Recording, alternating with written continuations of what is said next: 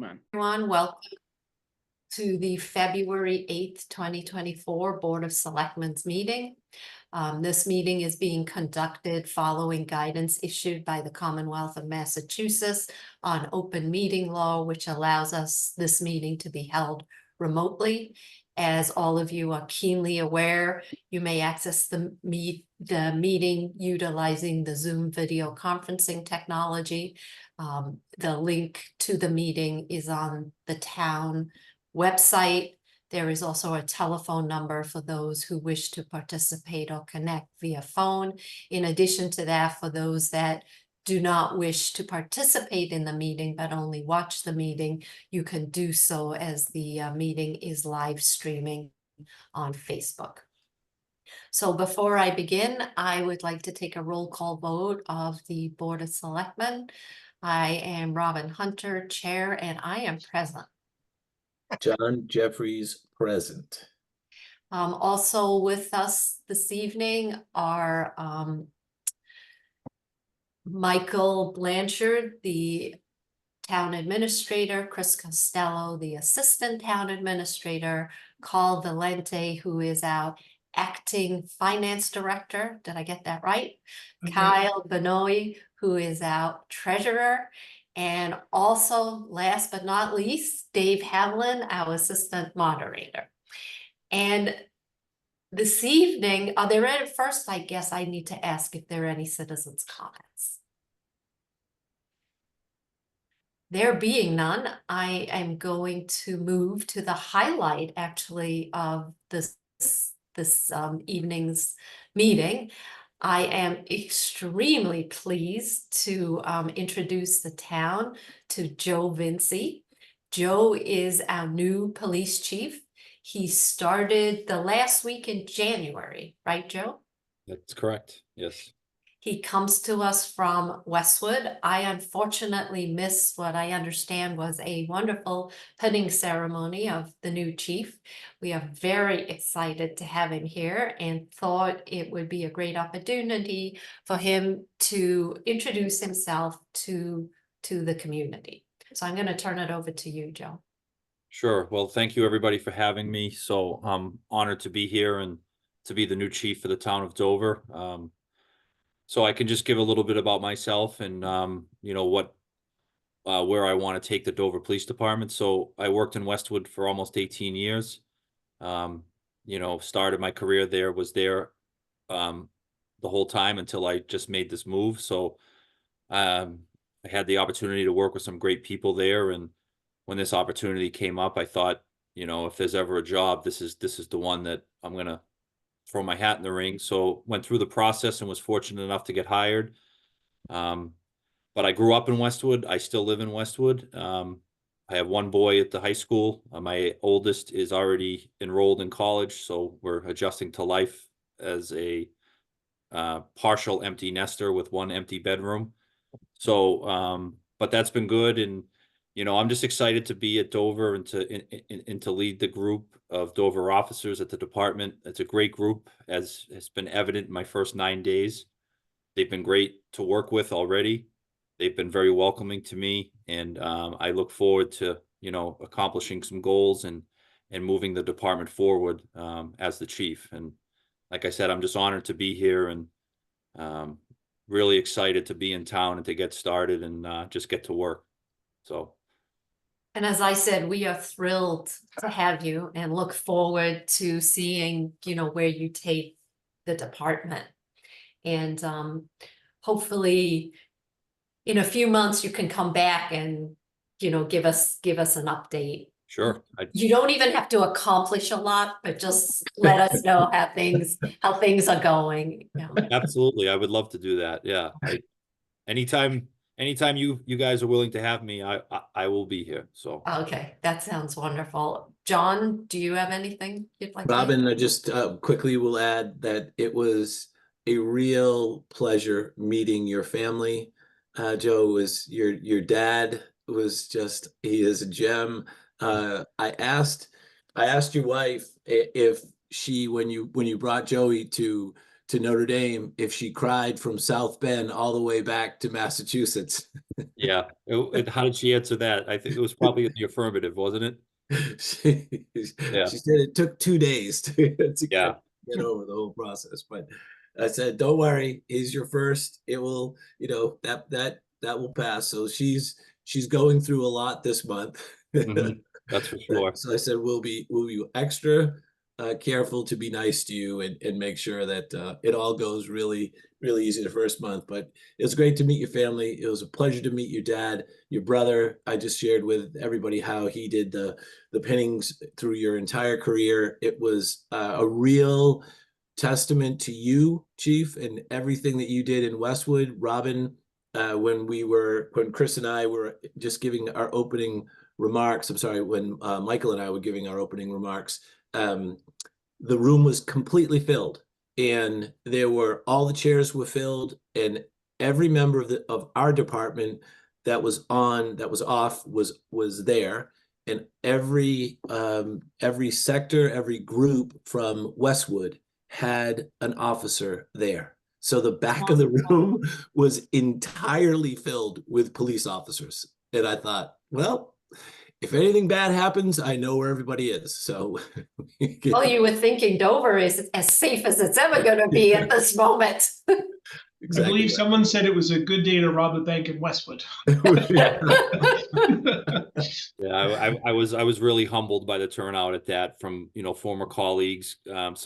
Some gentlemen I went to the police academy with that I hadn't seen in a while showed up. So it was a really neat thing. So I was thrilled with it. So, and thank you guys for hosting and, making that possible. I appreciate that.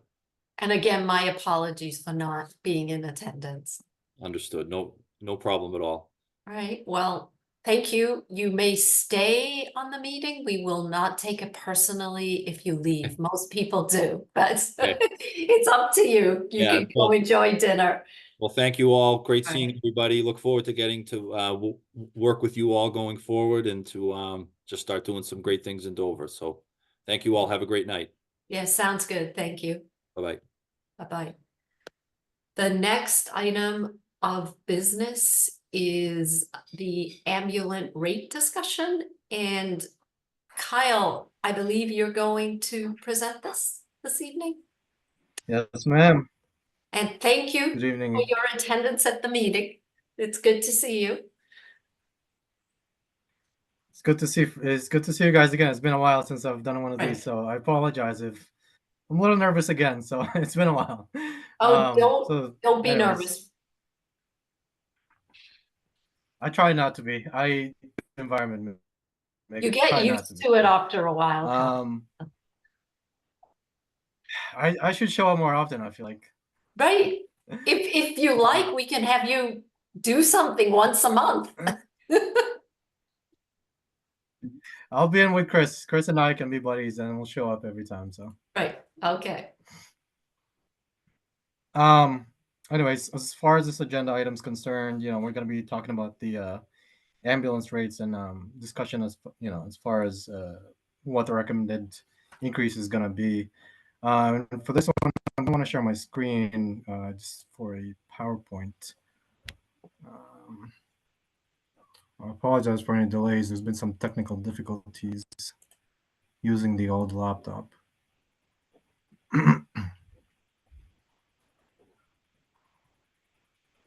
It will just feel sorry, like, Mona, are you able to let me share my screen?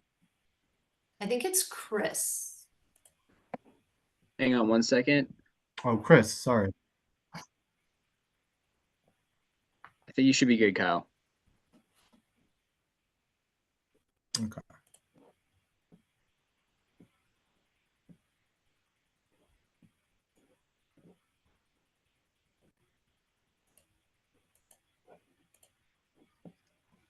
All right, can you guys see that? Yes. Okay, great. So again, for this agenda item, I made a quick presentation just to kind of go over the numbers and what the increased rates are going to look like as far as dollar amounts. So on this first PowerPoint slide, you can see which is essentially what I added on that memo, which is real, the current charges now, and the proposed FY24 rates, and then the changes as far as dollar amount, and then the change for the percentage wise. And then on the far right hand side of the table, you can see the average of the Comstar municipalities and where Dover is at currently is, in relation to the average. Is, obviously 4.5 is where, the Medicare recommended rates. So historically, that's what we've gone with in the past. So, and again, we're a little behind as far as the average in comparison to other Comstar communities. But I think over the last number of years, we've kind of closed the gap a little bit. We'll try. Right. So for this particular slide, I just wanted to show historical data as far as the increases go from obviously 2021 to 2024 with the proposed rates, and obviously the charges on the left hand side with the BLS, ALS, the mileage as far as those are concerned. And typically every year they've increased at an average of I want to say roughly around 5.5%. So going from year to year, it's either been 5 or 6, and this year obviously is 4.5. So these are just values as far as the numbers are concerned.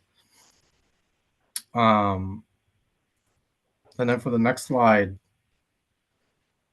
as far as the recommendation goes, it's 4.5 is typically what I'm going to go with, just just because we've done the recommended rates by Medicare in previous years, so that's what we're going to go with the recommendation. But as far as analytics go, I wanted to put together some alternative scenarios if we decide to increase it, based on not based on the Medicare rate. So for this one, I ran just a percent change, ran a scenario for 5.5, and then the 6.5% and as you can see there, it shows the same exact data, and even with the increases on the percentages, we're still sort of lagging behind as far as catching up with the average again. So just based on this table, you can see that we're Dover as a whole is undercharging as far as billing is concerned.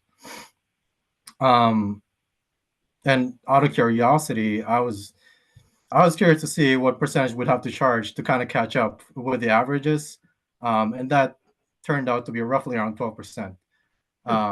So That's if a we big jump. increase it, yes, I agree. And so if we increase it by 12%, we're going to be catching up close to what the averages are. But obviously, this doesn't mean that we're gonna. Well, I'm not saying that we should charge 12% just to catch up with the rest of the communities. Right.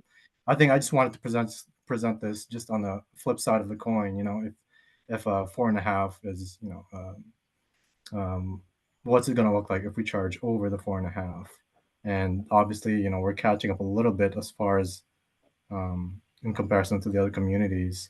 So again, 12% is a sizable increase, but it is what we need to do in order to catch up as far as average goes. And the last set of data that I wanted to show are just the collection rates for Comstar for FY23. And this data is directly from Comstar itself. So I like to think that it's pretty accurate. So as far as collection rates go, we've got a pretty healthy collection rate of 91%, which I think is spectacular as far, considering that it's an ambulance service. Obviously, Medicare, Medicaid, are big portions of that. Private insurance as well is pretty good collection at 90%.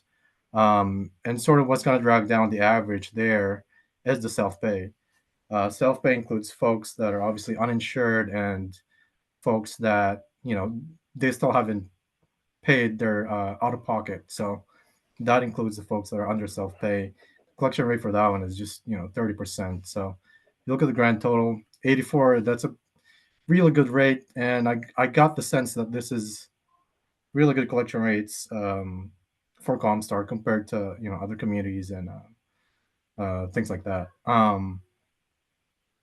So again, as far as recommendations go, 4.5 is what it is. But I just wanted to show the flip side of, what it would look like charging at a higher rate. And obviously, the collections data is pretty important.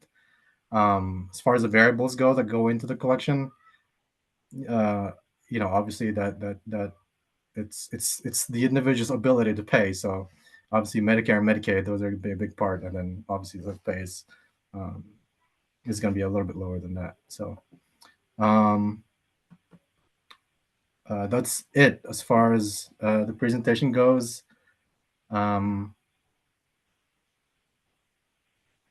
so that's it. So Kyle, that was a great way to show the presentation rather than the memo. I really appreciate you putting together the high level facts. I think, and John, you can help jog my memory here, but we've always, we always have been comfortable being a little below the market. Is that correct? That is correct. And Right. I think what this is showing though, Robin, is that we've got the cumulative effect of being a little bit behind and a little bit behind and a little bit behind is now we're a lot behind. Right. And So- so I'm sorry.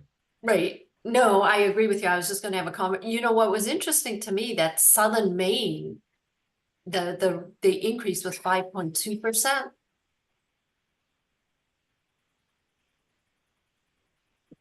Did you notice that in the memo that was Yep, included? I just went to go back, but we're still on Kyle's screen. Okay.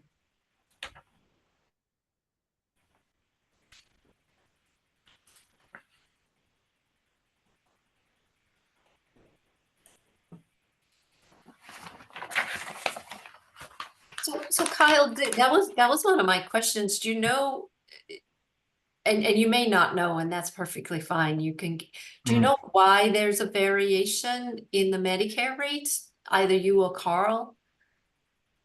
Most of them are really close, with the exception of Southern Maine, which is sort of surprising. I don't. I'm sorry. Go ahead, Carl. Yeah, I know Medicare does set different rates for different regions Okay, of the country. So Right. you see that just in Massachusetts with Boston and right. the rest of it. Some states like Connecticut have other regulatory issues going on. Okay. I don't know if that's the case with Southern Maine or not, but I do know Medicare does vary depending on whether you're a high cost area or not. Okay, I was just curious, John, I would be willing to increase the rates slightly above the 4.5%, just to try and catch up a little bit. It's not really a profit center for the town. No. And it shouldn't be, it's a service that we provide to citizens. So on the flip side, I'm then comfortable with where we're at, just increasing it by the 4.5%. I know you do have some expertise in this area, sitting on the board. I do. Right. So do you have any insights? yeah, I was on the same trajectory, Robin, that you're on, and the simple math was 5.5% is what I was going to suggest. And by getting what happens is, if we continue on the trajectory that we're on, I'm sure Kyle can do a little bit more math on this. Just plug it into the same spreadsheet that he has. If you put in 5%, you'll see that you'll catch up. You won't catch up completely. We'd have to do significant increases year after year, or as Kyle just suggested, we would have to do three times the rate at 12%. So right now, and that's probably not something we would want to do, and it's probably not something that anybody has the appetite to do. But I would suggest a 5.5% increase, Robin. Okay, I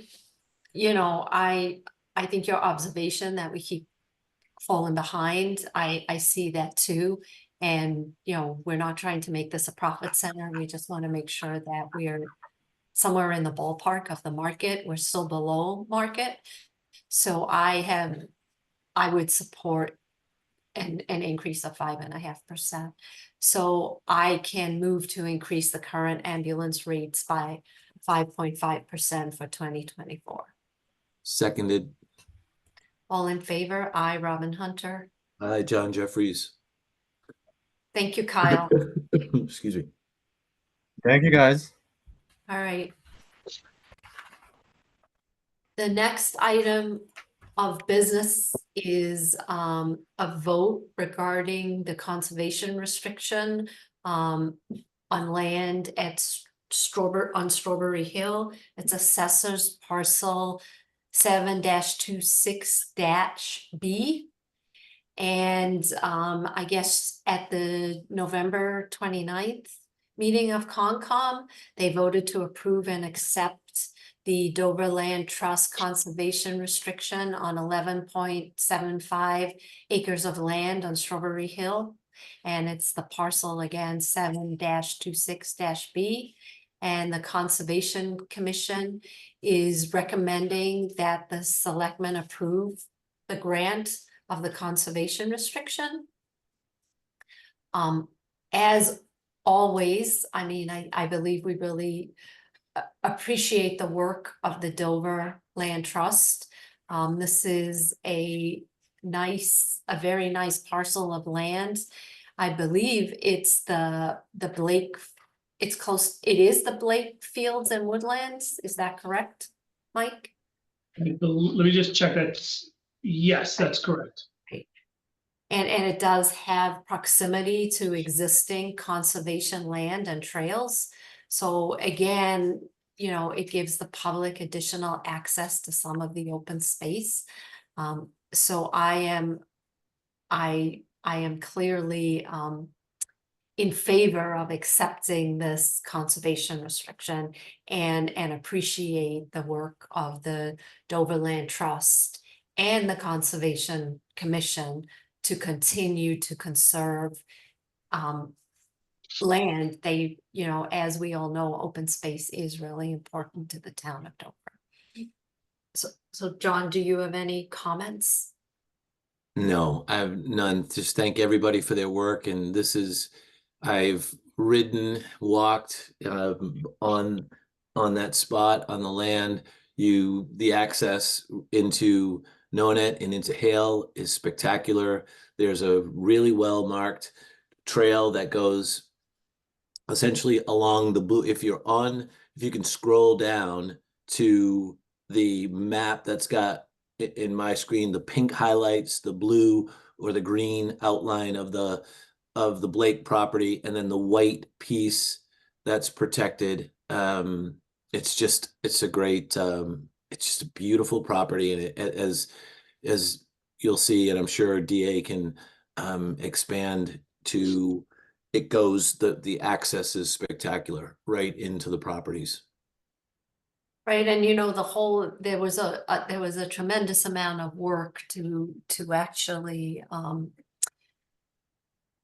acquire the Blake property, and then also to put the conservation restriction in it. So again, there are a lot of people working really hard to continue to acquire and put conservation restrictions on key parcels of land so that we can connect all of our open space for passive enjoyment or passive recreation.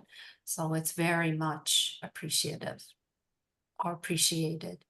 So with that, I'm going to move to approve the conservation restriction from the Dover Land Conservation Trust to the town of Dover, acting by and through the Dover Conservation Commission on 11.75 acres of land on Strawberry Hill, assesses parcel ID 7-26-B. Second. All in favor? Aye, Robin Hunter. Aye, John Jeffries. Okay. And moving right along,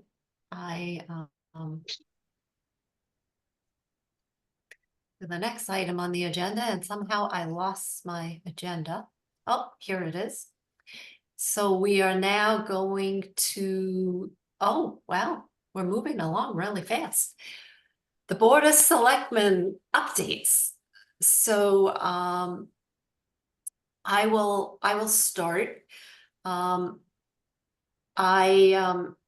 have spent quite a bit of time with the warrant committee, and we decided yesterday evening that we were going to pull together a very small working group. The working group is me, a member of the warrant committee who would either be Cam or Melissa, Mike Blanchard and Carl, to make sure that we have a comprehensive and cohesive presentation of the budget that can be made first at the open hearing and then ultimately at town meeting.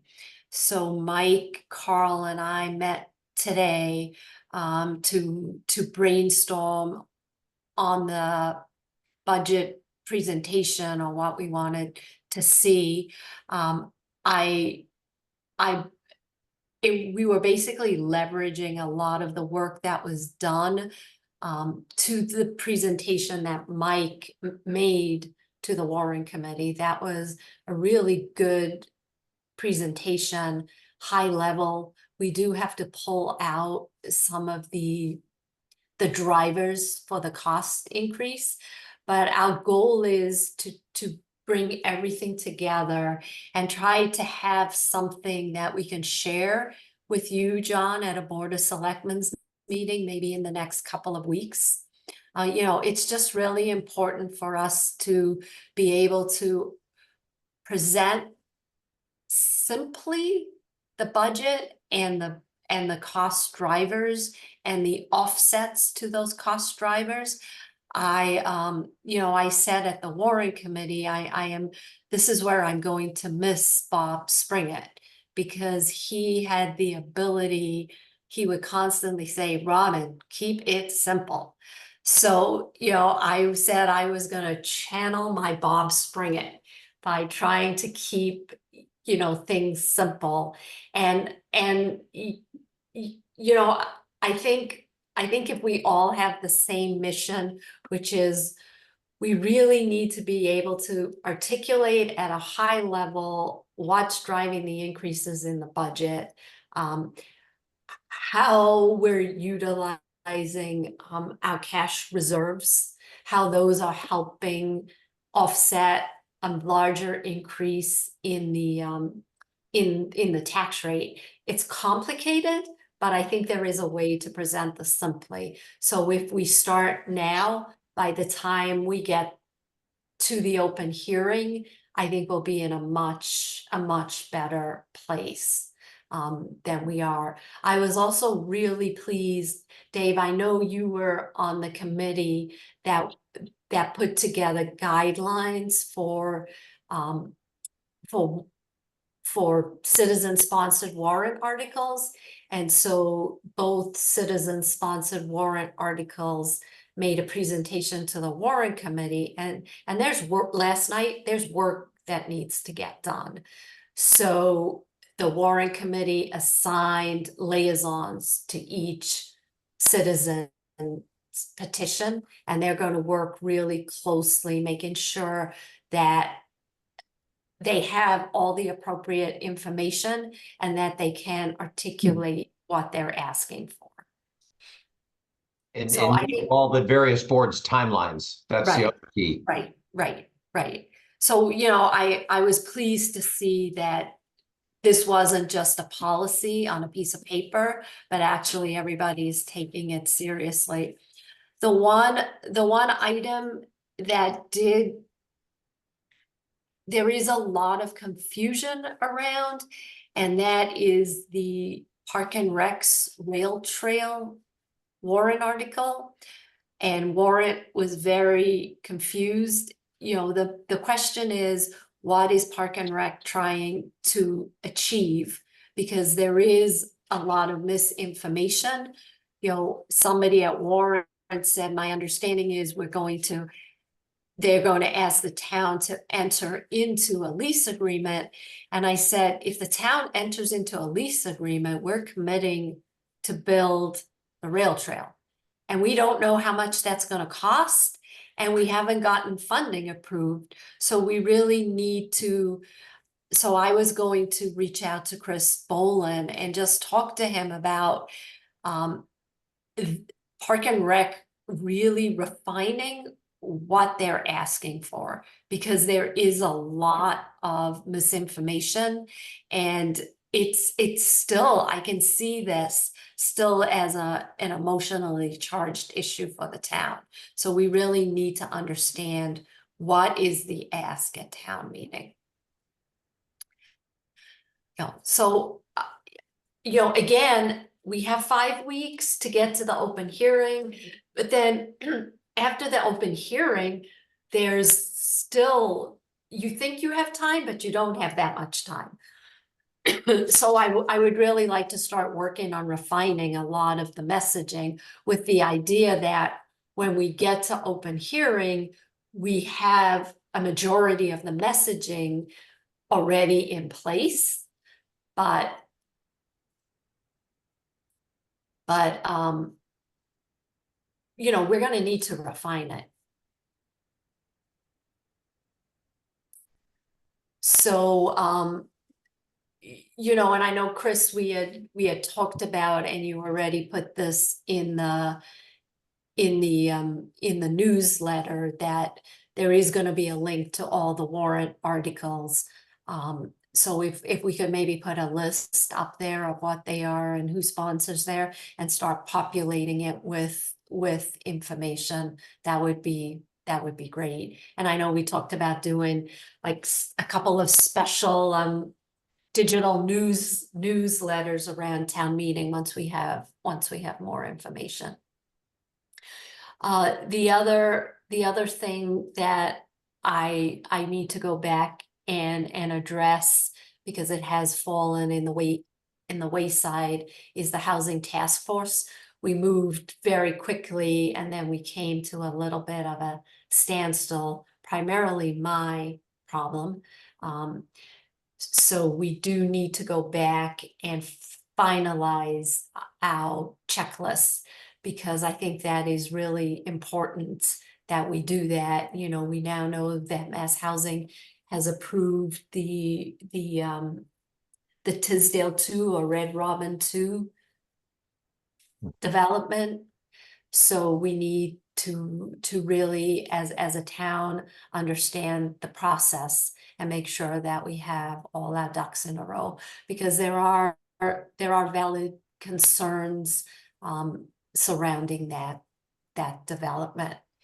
Lastly, we have the Water Resource Committee has a meeting in February, and I believe we will finally be able to present to the town our report, which is, the town may recall at town meeting, we were given $100,000 to use for consulting, to look at what are potentially alternative water sources, what would the town need to do, what would the cost be to hook up to those alternative water sources. In addition to that, and the reason the analysis has taken longer than expected, once we started to pull that together, the one question kept coming up: what is the capacity of our aquifer? Is there a way to measure that? And so we were able to use some ARPA funds, and CDM Smith, our consultant, was able to do some modeling regarding the capacity of the aquifer. And we will see some preliminary results from that at our meeting. So it is really exciting. And once we do have the full report, the idea is to have some open sessions, to discuss with the public what we did, what the outcome was, potentially even have CDM Smith attend some of those. Water is important to us, it's a very valuable resource. So we've had so much rain over the last couple of years that we forgot that 3 years ago, we were really in drought conditions. So those are the things that I have been working on. I wake up in the middle of the night with heart palpitations because town meeting is just around the corner, so. And there's a lot of things on the warrant, and I just, I think all of us want to make sure that the meeting is well organized and that information gets out to all citizens prior to the meeting.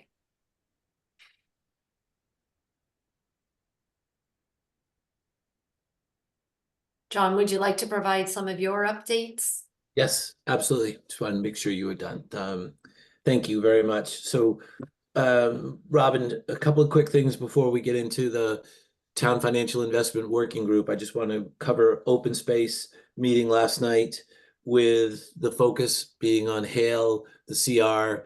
Most people will know that the Board of Selectmen promised to get the CR into the hands of all the committees to begin the process of vetting, the process of letting each committee, Conservation Committee, Open Space, the various groups within the town of Dover, and the groups that have the most impact on the conservation restriction to go through the CR. So DA, Rob Warren, the trustees of the reservation, joined us on open space and were really able to give lots of depth and clarity to the questions that were asked. There was a lot of give and take. So the meeting was very, very long, and the questions essentially from open space and the process of, as you just described, Robin, working backwards. So here we are today, and where we will be. And just as you said, it's right around the corner, but it's only months away, right? You think Right. May is a long way away. Scary.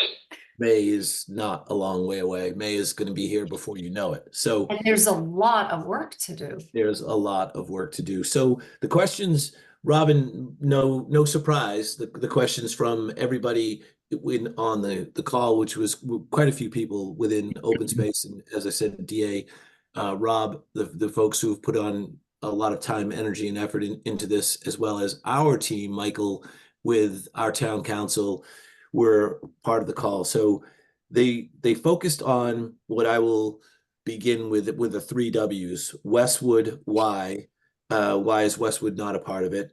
Water and the rights and the what ifs. And all of those things will require lots of vetting. Those are just the high level topics of where we are. We know a lot of the answers to many of these things. We've been educating people to the extent that is humanly possible, but there's going to be a lot of things that have to be done on their own, and people have to get there on their own, and they'll want to know, and they'll want to be reminded why these things have happened. So that is underway. Just a thanks to everybody who was on that call. Thanks to the people who always put the time and effort into these items and are helping us to prepare for town meeting, and specifically for all of the events leading up to town meeting. So that's Hale and that's open space. Additionally, Robin, yes. John, quickly, do we have a timeline that we're trying to adhere to with respect to, because right now the conservation restriction is still not public. It's being vetted in executive session. Yeah. So do we have like a target date for when we hope to have the vetting completed so that we can make it available? Because, that's the one question everybody says, well, what does the CR look like? What are we getting for the $10 million? And I think until we're able to make the CR public and then have educational meetings on the CR, there's only so much education we can do, right? the key to everything that you just said, Robin, is the CR. We have to, Okay.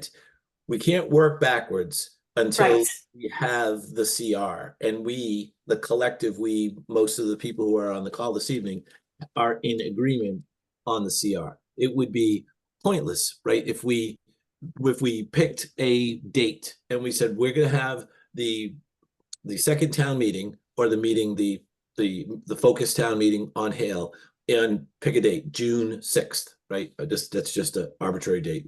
We thought we did it that way once before. We waited a month until after our May town meeting to hold a separate standalone town meeting, right?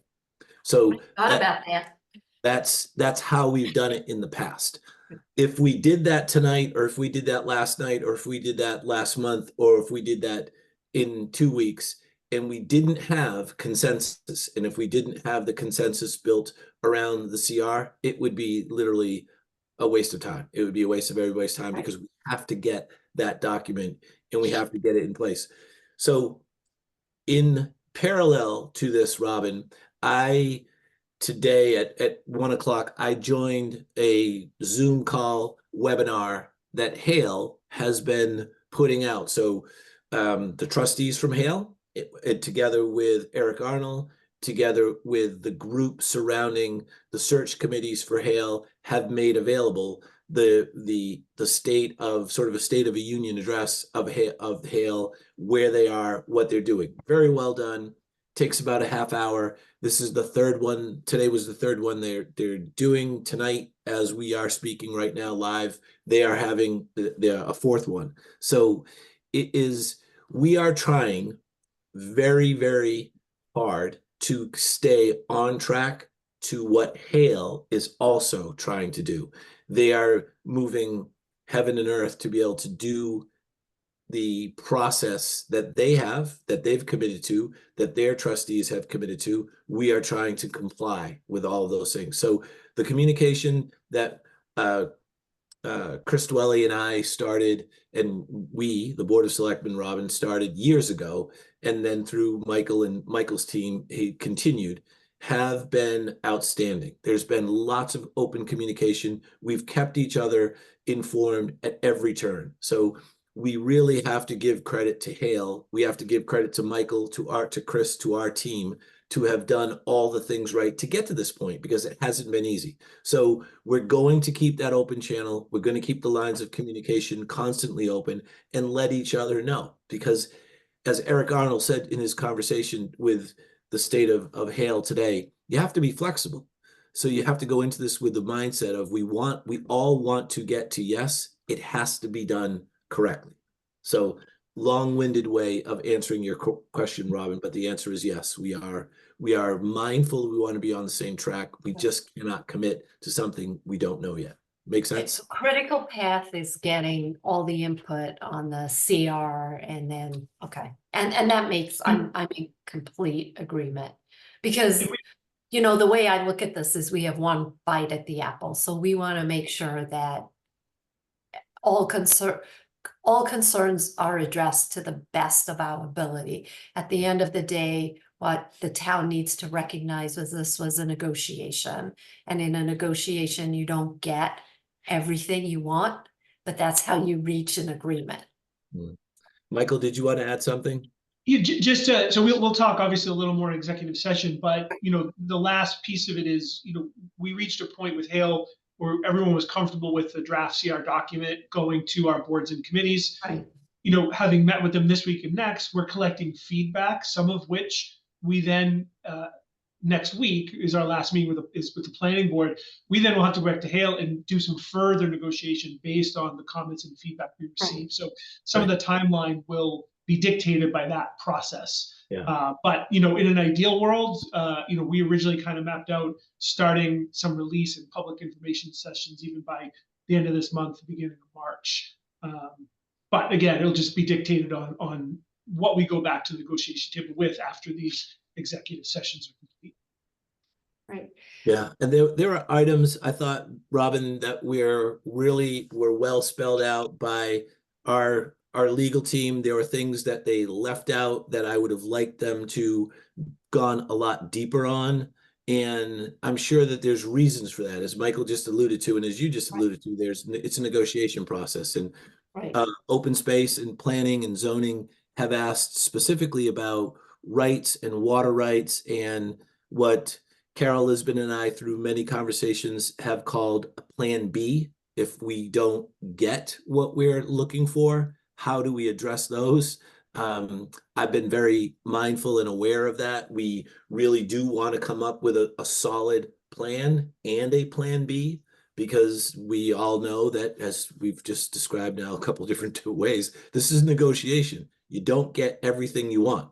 So I'm sure there's reasons why we left things out, or things were not focused, or not in focus as much as I would have liked them to be, but that's where we are right now. So Hale Open Space, the state of Hale, that takes place today. I really would encourage anyone who watches this tonight in the future to go and look at the video of those Hale address the state of Hale, of where they are, because they're really well done and they do give a lot of information. So Hale Open Space, where we are with that. One other item, Robin, is the Financial Management Working Committee. Dave Haviland, I, Kate Canny, we have been, Dave and Kate met with Kyle, met with the beginning process of meeting with the team to really educate them first and foremost. Between Dave, Kate, and I, we have 60, 70, 80 years of experience in this. We have a whole lot of experience, and Kyle and his team have to get up to speed with probably where we were 30 or 40 years ago. Dave, would you say that's accurate? I think I know what you're saying. Poor Kyle. It's something that is not in his wheelhouse, yet the three of us, and certainly hundreds of members of our town, have expertise in managing money. And so we had a great meeting, and where we are right now is still in the information gathering stage. And what Kyle and Carl are going to start gathering are the actual documents of the larger pools of money. For instance, the Hubby Fund for the library, it's 620,000 plus or minus. And what does the document say about managing that money for the Hubby Fund? After that, then we're going to meet with the library and say, what are your expectations? What are your timelines? What are your risk tolerance? And what are your capital and or operating needs off the funds? And then we'll come up with a way to manage that with each large pool of money. And then we have our marching orders to go forth and make that happen. So it's just a good re-look. And again, some of the contracts are quite old. That doesn't mean they haven't been reviewed in the interim. It's just that the contracts are quite old. And a little bit of catch up, cleanup, and education. And it's all for the town of Dover. And Mike and I were chatting a little bit earlier today. And hey, if we can make a money market fund that's paying 50 basis points turn into 5%, that's good for the town. Why wouldn't we do this? So lots of good to come from it. Right. Yeah. And I think, Kyle, it's so fortunate, he's a brand new treasurer, and so lucky to have all of this expertise, and that the three of you are able to mentor him. It's going to be so valuable to him as he becomes a more seasoned treasurer. So Yeah, exactly. And he already kind of hinted that if this committee became permanent, it would be more than fine with him, because again, if you've never been in the industry and you don't know a lot about it, I'll say that we will act as his support group. right. Yeah.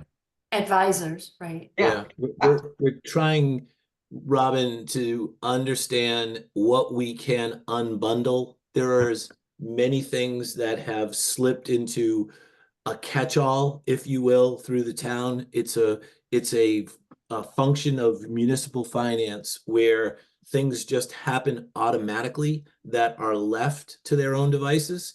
Oftentimes that can be beneficial for the town, and sometimes that can be a glaring negative. And so what we're, as Dave alluded to, I believe last week or 2 weeks ago, what we're trying to do is to first and foremost teach Kyle what belongs in each bucket, what can be moved to different buckets, and what that entails. There are things that have very significant cost and fees that we should not be paying for, and we're going to move those things immediately.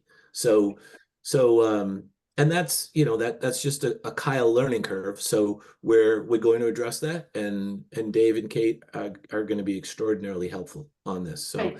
Well, it's also, as I always say in my day job, it's good to look at things again and again and again, because you can always do things better. You see things you never saw the time before.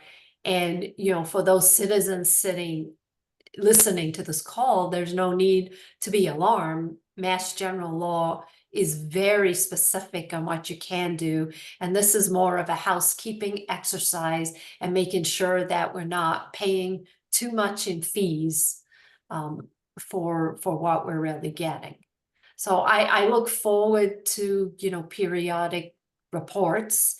And I know I bumped into Kyle, and I know he was extremely excited about the meeting that you had, and is looking forward to working with all of you.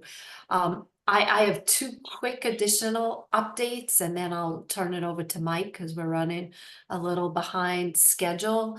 So the 3 versus the 5 committee, I did reach out to them, and they are going to get on the agenda in March. They're going to be making a presentation to us with their recommendation for next steps and how they would like to take this project forward. And actually, I only had one more thing. So that was it on my agenda. And one more for me, Robin, is I'll be Okay. meeting with the building committee on Monday night for the Dover Community Center. right, I see the steel. I mean, they're really making progress. Yeah. Like you can Well- see the steel structures out there. We haven't figured out if the steel structure, it's 100% going to be based upon naming rights and financial contributions, but we really think that the Hunter facility or the Hunter family has a great ring to it. I'll let the Hunter family know. I think it sounds really nice to be. I can see the sign above the Hunter Family Pavilion right next to the Lisbon Library. It's going to be fabulous. All right. And so, excuse me, I'm all choked up. So Mike, I'll turn it over to you. Thanks, Robin. Yeah, so I will be brief. One, because I know we Thank have you. some guests waiting, and 2, I know. we've hit on a lot of things. So as Robin and John both mentioned, we continue to work on the warrant and the operating capital budgets, because as you said, town meeting will be here before we know it.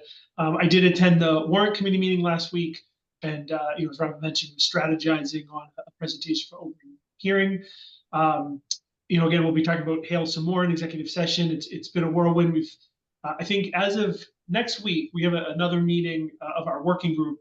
Late next week, we'll have 10 meetings in 3 weeks. So that's been great, but it's been a lot. Robin mentioned the PEL letter, the project eligibility letter from the Tisdale Drive Apartments. Sometimes the public refers to it as Red Robin 2. We have shared that letter with our housing task force and also with abutters that have reached out. We asked the Tisdale Condo Association to send that to their members.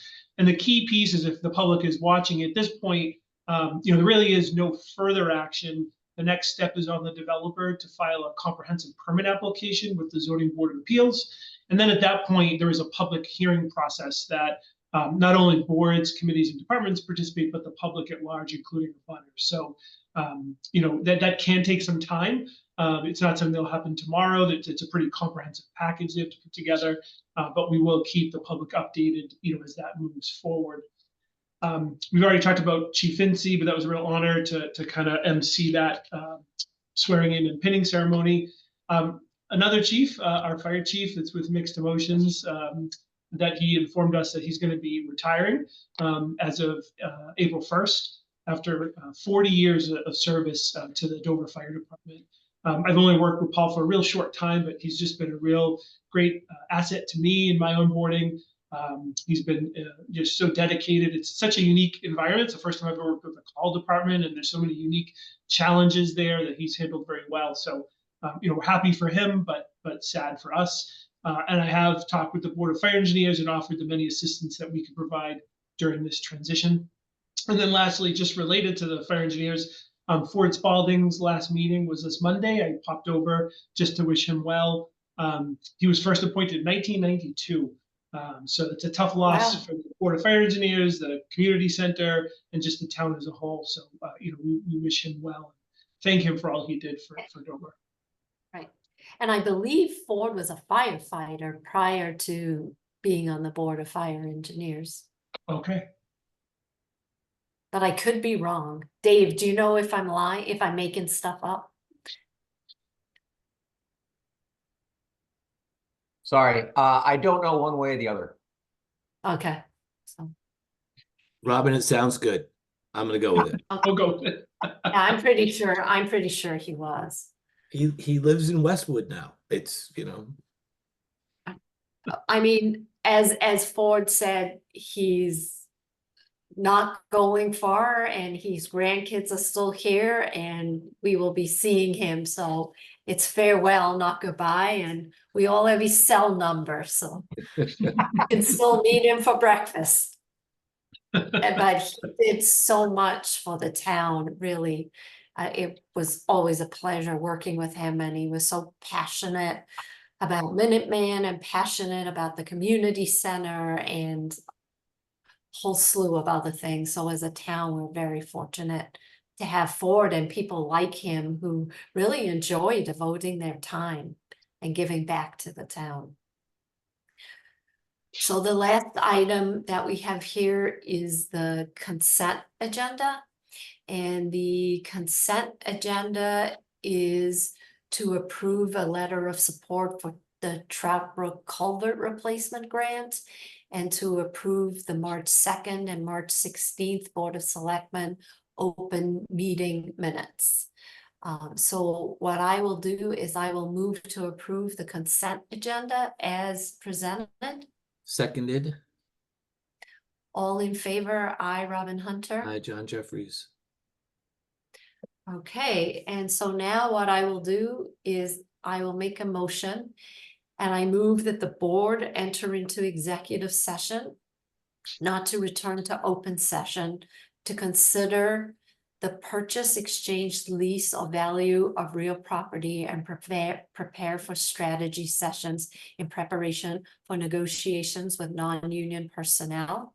Further, as chair, I declare that an open meeting discussion may have a detrimental effect on the negotiating position of the town.